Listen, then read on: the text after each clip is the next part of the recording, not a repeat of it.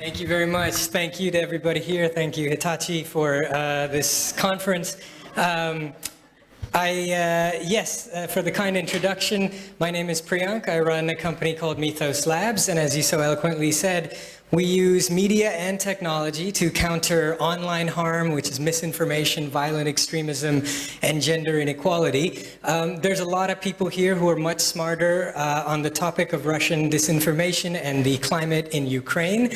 So I'll focus my talk a little bit more about what we've found working in other parts of the world that might have some resonance here in Ukraine as well.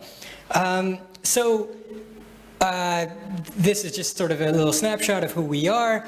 Misinformation tends to be something people think about just happened, right? Like in the last 4 or 5 years, it's become a big deal. But of course, misinformation has been around forever. We sometimes forget that. I like thinking of these two images here. On your left, the man on horseback, that's a painting showing the 1857 rebellion of the Indians against the British Empire, when the British were just colonizing India. So a lot of people maybe in the West don't know this, but the Indians almost defeated the British before it ever started.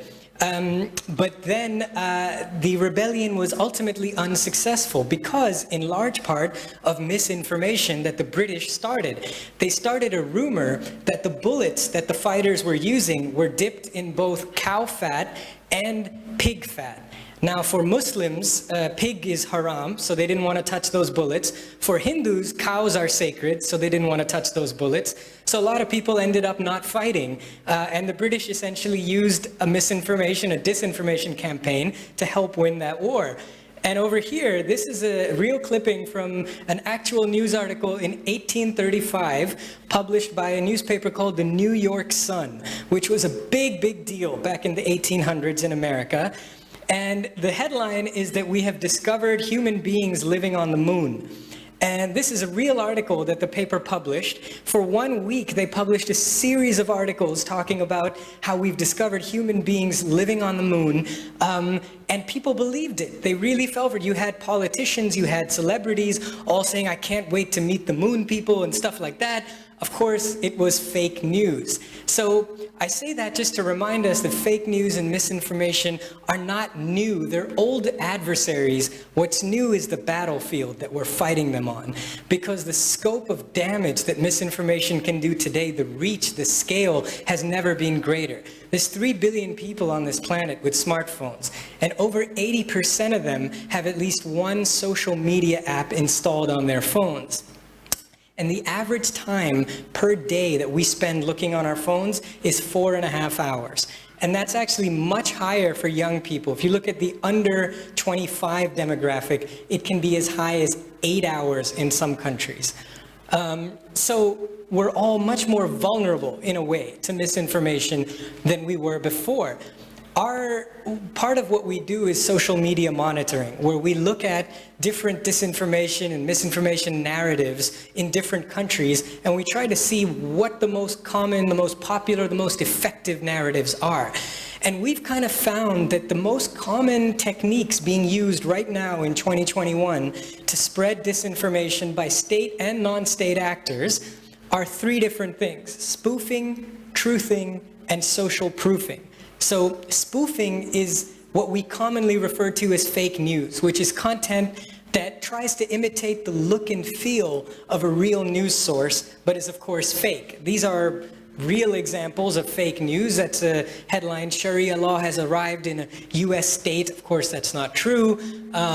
Police find 19 white female bodies in freezers with Black Lives Matter carved into their skin. Again, not true, designed to stoke racial unrest. These are both examples from the United States. But it happens all over the world, of course. If anybody's wondering, the Pope did not endorse Donald Trump. That is fake. But it's curious to know that that's sort of the most common form. The next most common is this thing called truthing. A very familiar tactic, a very effective tactic, is when disinformation peddlers try to create quote-unquote exposés. And something about human psychology, and I was listening to Dimitri's talk, I loved your presentation in the behavioral science part, something related to that, something about human beings it's sort of Cialdini's communication principles as well, exclusivity. If I tell you that I've got news that will change everything, you're much more likely to take it seriously. If I say I'm exposing something, it's much more likely to be taken in a positive light. So the bad actors have unfortunately recognized that, and these are real examples. You know, people posted on Facebook showing a stamp saying New York Times is fake news, but the truth is actually this, something which is the total opposite of what happened. And this is a tactic that works for a very simple reason, because it makes the reader feel smarter. When you see this, you say, I'm not like those 6 million idiot New York Times readers, I know the truth. And that expose form of truthing, as it's called, very effective. And then, of course, you've got social proofing, which is built on the theory that popularity equals legitimacy. Again, going back to Cialdini's communications principles, if we've got any communication students or professors in the house, you'll recognize this, that when something is more liked or appreciated, subconsciously we develop a bias to think it must be true. We see examples of this all over the world. Going the other way. Sorry, I think it's freezing up on me, or every button I press just takes me to the, there we go, never mind. Sorry about that, gave you a little dose of the future there. But social proofing is, of course, when you think that something is popular because it's got a lot of views. I don't know if you can read that, but this video went viral in India about 2 years ago. It had 6,000 views within the first, I think, 2 hours of being posted. And it claims that Muslims are killing Hindus in West Bengal, which is a state in India, during riots. And a lot of people shared this video online. People started getting in buses from the capital, New Delhi, just to go and take part in this religious fight. There was nothing happening. But because the video got, the more views it got, the more people thought it was real. So an example of social proofing. There's also decontextualizing. This is something that we see which is so common that sometimes people don't even think of it as fake news. And simply taking the truth out of context. This is one of our favorite examples. We were doing some research in Bangladesh for the UN, looking at misinformation narratives related to COVID. And we actually stumbled upon this image. It went viral on Facebook. It was shared by hundreds of accounts, reached tens of thousands of people. And again, it was always shared with a comment that said something like, look, members of this community are raping our women. And it was actually talking about Rohingya. I don't know if you've heard of the Rohingya crisis in Myanmar, and in Bangladesh there's a lot of anti-immigrant sentiment because the Rohingya are coming across into the border. So people got really upset. I mean, it looks like this woman is in trouble. It looks like she's being raped. Somebody's trying to take her clothes off. But when you zoom out a little bit, you see this guy, who's a very popular Bangladeshi movie actor. And the reason nobody's doing anything and that guy is just smiling like a weirdo is because they're watching a movie being filmed. And that's why it wasn't a real rape. But of course, you would never know that if you just saw this picture with a misleading caption. So that's a classic example of decontextualizing. And actually, when we found this, we sent it to Facebook. And it took them over a month to agree with us that this is decontextualizing. And we had to actually, I'm not making this up, we had to submit evidence that this man is an actor, even though he's very famous in Bangladesh. So definitely some ways we can improve processes working with our friends in the tech companies. But this is a tactic there's also a link between violent extremism and misinformation that we're seeing in many parts of the world. Some of you may remember a few years ago there was a fire in London in an apartment complex called the Grenfell Tower. That happened to be a tower where a lot of low-income immigrants, many of them Muslim, used to live.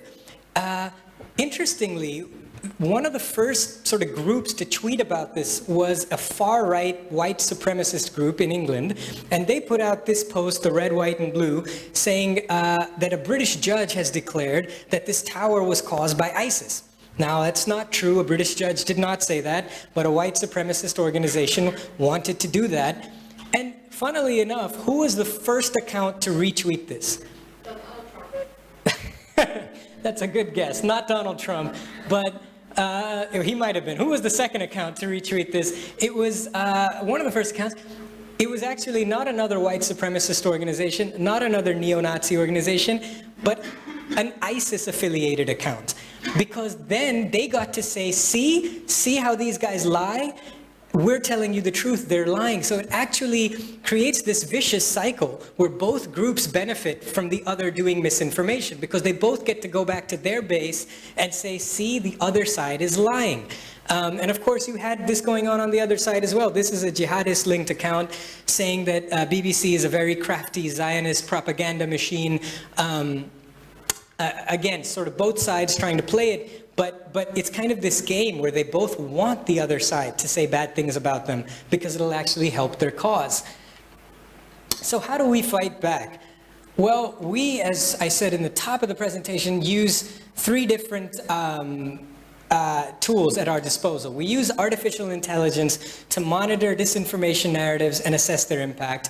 We build social media literacy, which is what I know a lot of the influencers in the room hopefully will do with their talents, to immunize people against disinformation. And then, of course, we try to produce edutaining counter-narrative videos. We use comedy as a tool. I should explain why comedy. My own background, I used to be a comedy writer for The Onion, which is this satirical thing in New York. And I was also a counterterrorism intelligence officer at the US Department of Homeland Security. So I have a weird background, so I had no other choice than to start a company that focuses on both. And I wanted to give you a quick case study of each of these things.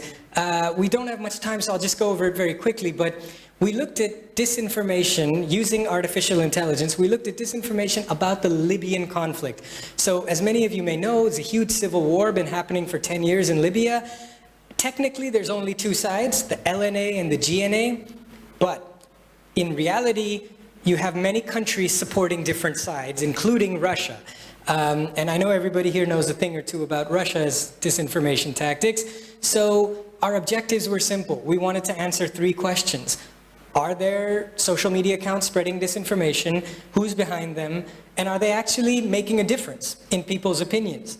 What we found, and the methodology, if there's any math nerds in the room, I'd be happy to walk through it during lunch, but we basically used machine learning, a neural network, and opinion dynamics modeling. And there's a paper that's published again, so if anybody wants to really get into the details. But what was the key findings that we kind of came up with after this study? One, there were coordinated disinformation networks of bots, mostly on Twitter, but also on Facebook.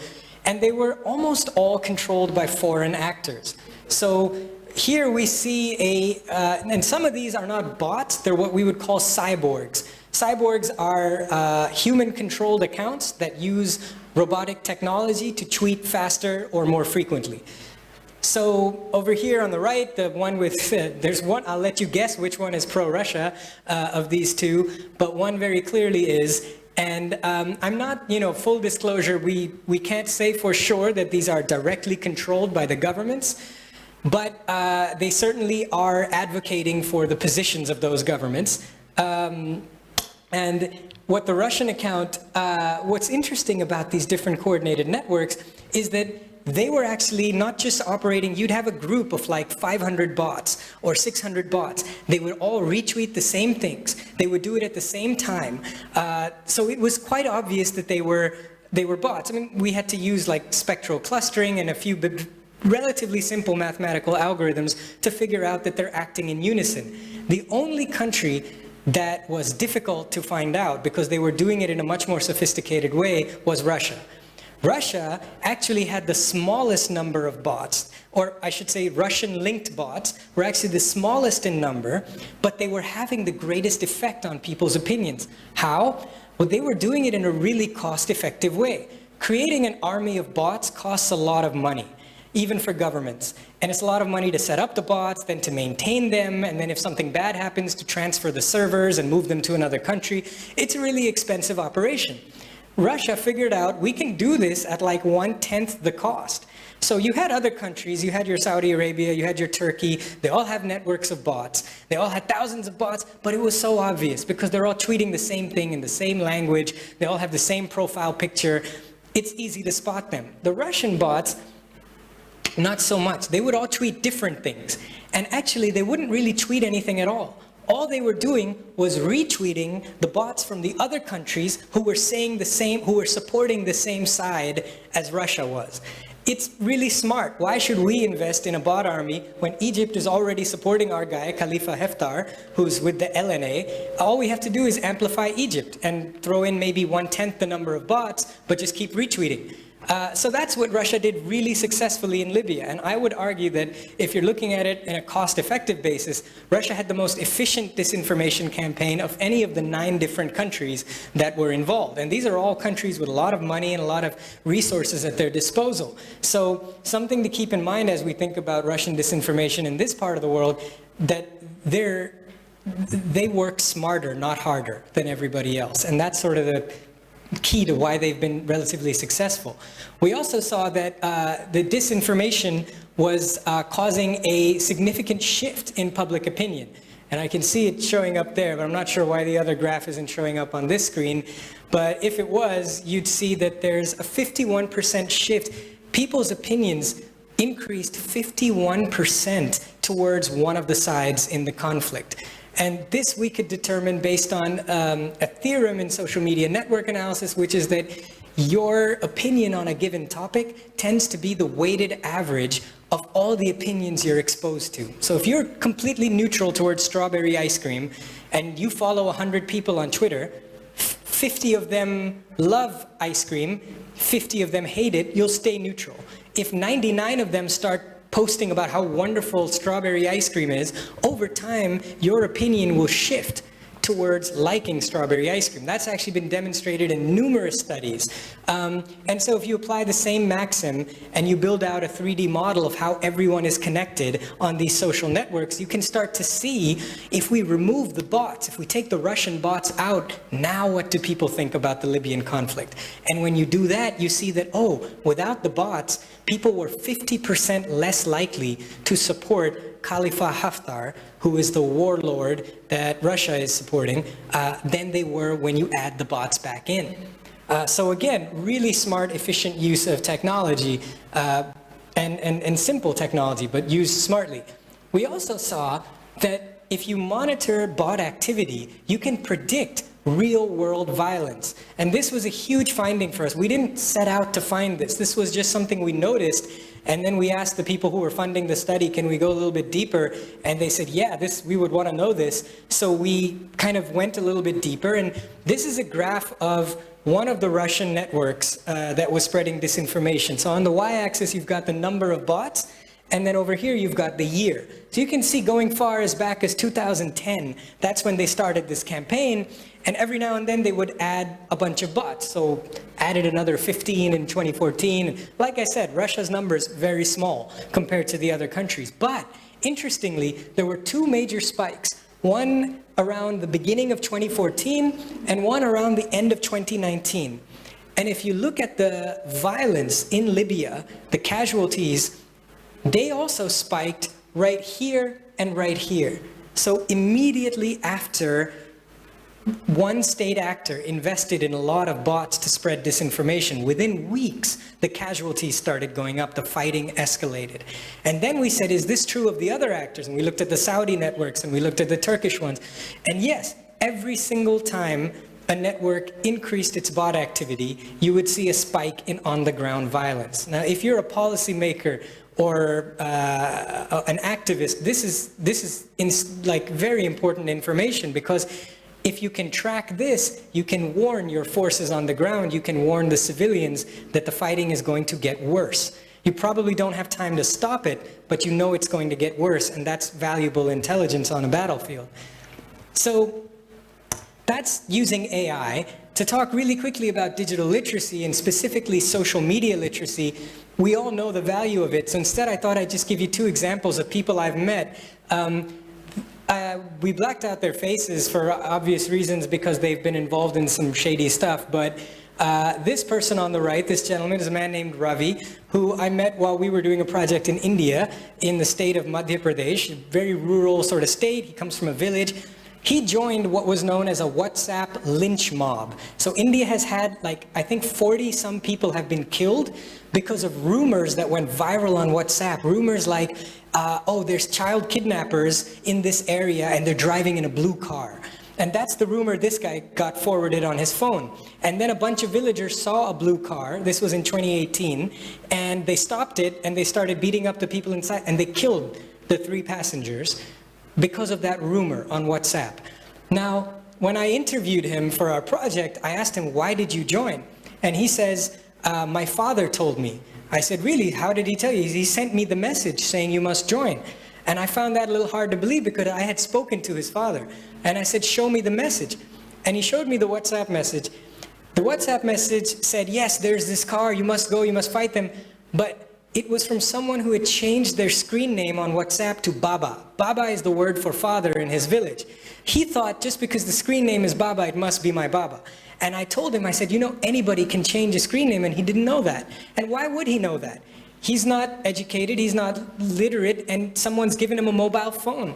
That's like going up to somebody who doesn't know how to drive and giving them the keys to a truck and saying, go on the highway.